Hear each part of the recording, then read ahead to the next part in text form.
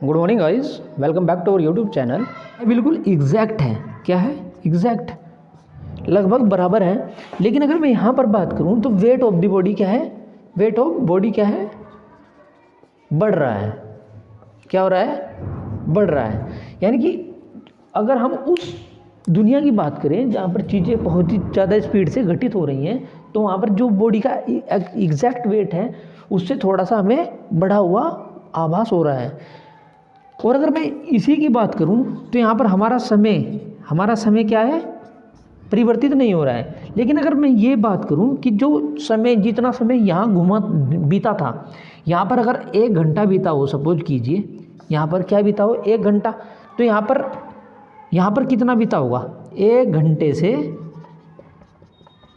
ज़्यादा बीता होगा। यहाँ पर क्या बीता होगा, 1 घंटे से ज़्यादा। अब यह बात सुनने में थोड़ी अटपटी सी लग रही है, लेकिन अगर लेंथ में बदलाव आ रहा है तो उसको क्या कहा जाता है, लेंथ कॉन्ट्रैक्शन। क्या कहा जाता है उसको, लेंथ कॉन्ट्रैक्शन, लंबाई का घट जाना, लेंथ कॉन्ट्रैक्शन। समय की बात की जाए तो वहाँ पर क्या हो रहा है, टाइम डायलेशन। तो इसका मतलब क्या हो रहा है कि अगर हम रोज़मर्रा वाली दुनिया की बात करें तो वह 1 घंटा फैल कर कितना हो जाएगा, 1 घंटे से ज़्यादा। यानी कि समय थोड़ा सा फैल जाएगा। चीज़ें तो वह उतनी ही घटित होंगी लेकिन समय थोड़ा सा फैल जाएगा, समय बड़ा हो जाएगा। अब यह चीज़ समझने के लिए आइए दूसरे एग्जाम्पल से हम समझने की कोशिश करते हैं कि ऐसा होता क्यों है, कैसे हो जाता है कि 1 घंटा थोड़ा सा बड़ा बन जाता है। यानी कि समय तो, अगर चीज़ें तो उतनी ही घटित हुई हैं लेकिन उन्हीं चीज़ों को होने में समय थोड़ा सा फैल चुका है। यानी कि आपने दूरी तो 1 मीटर की तय की होगी, लेकिन वह दूरी तय करने में आपको समय क्या लगा होगा, थोड़ा सा 1 घंटे से ज़्यादा।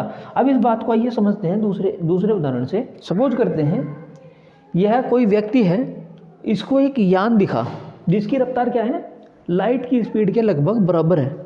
क्या है, लाइट की स्पीड के लगभग बराबर है। अब जब यह व्यक्ति देखेगा, जब यह व्यक्ति इस यान को देखेगा तो चीज़ें इसके लिए थोड़ी अलग होंगी। और जो एक व्यक्ति इसके अंदर बैठा हो, सपोज कीजिए एक व्यक्ति इसके अंदर बैठा है, चीज़ें उसके लिए अलग घटित होंगी। यानी कि जो समय बीतेगा, 1 घंटा ही बीता तो इसके लिए भी 1 घंटा ही होगा और बीता इसके भी लिए 1 ही घंटा होगा।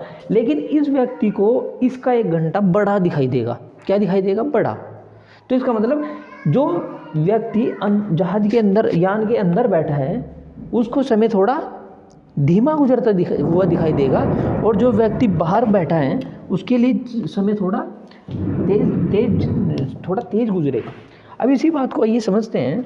ये कोई इलेक्ट्रॉनिक क्लॉक है, सपोज कीजिए यहाँ पर क्या लगा है, शीशा, कोई भी रिफ्लेक्टिंग सरफेस है वो लगा है। और ये कोई क्या है, सेंसर वाली, जो भी एटॉमिक क्लॉक है उसका क्या है, सेंसर। अब ये क्या करती है, बीम ऑफ लाइट यहाँ पर जाता है कुछ समय के लिए और वो टकरा कर वापस आता है। अब सेंसर उसको काउंट करता है। अब ये जो घटना हो रही है ये किसके हैं, जहाज वाले अंदर वाले व्यक्ति के लिए। कौन है, यान में घटना। समय कहाँ पर रहा है, यान में। अब सपोज कीजिए मान लेते हैं जो ये दूरी है, ये इसको हम कितना मान लेते हैं, h। कितना मान लेते हैं, h। अब जो ये बीम निकला है लाइट का, उसकी रफ्तार क्या होगी, c, यानी कि 3 लाख किलोमीटर प्रति घंटा, यानी कि 3 लाख किलोमीटर प्रति सेकंड। क्या होगी, 3 लाख किलोमीटर प्रति सेकंड की इसकी रफ्तार होगी। अब इस बीम ऑफ लाइट को, यानी कि इस बीम ऑफ लाइट को यहाँ से लेकर यहाँ तक दोबारा वापस आने में कोई ना कोई समय तो लगा होगा। अब सपोज कीजिए वो समय क्या है, टो। अब एक चीज़ देखिए, जो यान के अंदर व्यक्ति देख रहा है, बीम ऑफ लाइट यहाँ से यहाँ गया और दोबारा यहाँ आया, उसने कुछ समय के लिए थोड़ा सा इस बीम ने कुछ दूरी तय की। अब सपोज कीजिए यह 3 लाख नहीं, सपोज कीजिए यह 3 मीटर है। थोड़ी सा हल्का करने के लिए इसको क्या मान लेते हैं, 3 मीटर। क्या मान लेते हैं, 3 मीटर। अब एक चीज़ हमें पता है कि दूरी is equal to speed into time.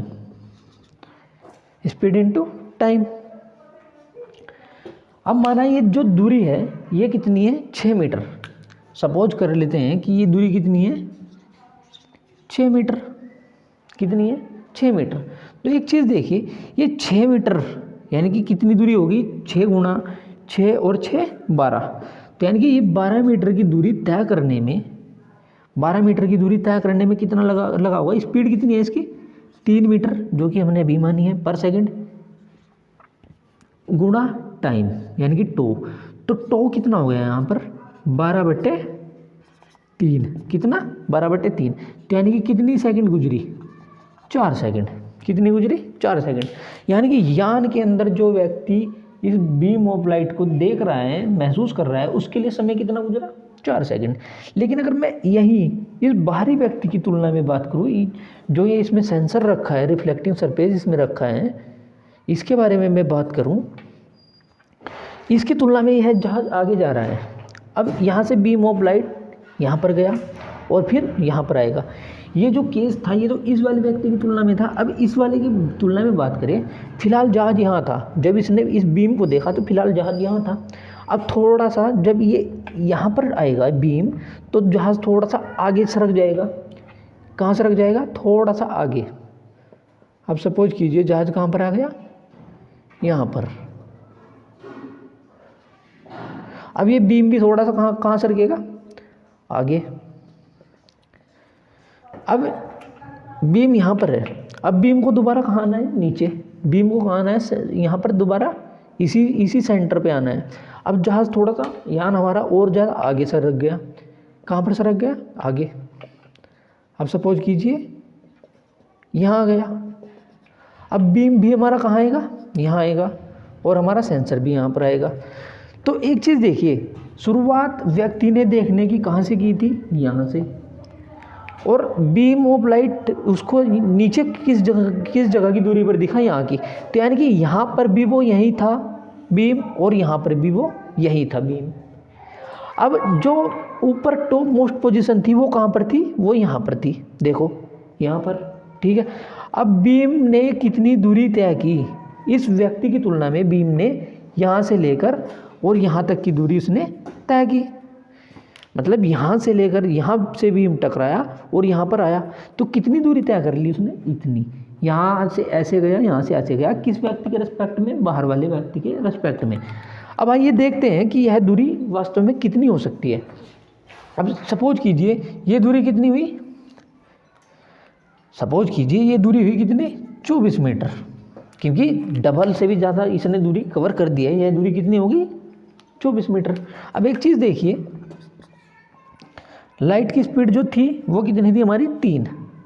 दूरी कितनी तय की इसने, 24। कितनी तय की, 24 डिवाइडेड बाई 3, तो यानी कि 8 सेकंड।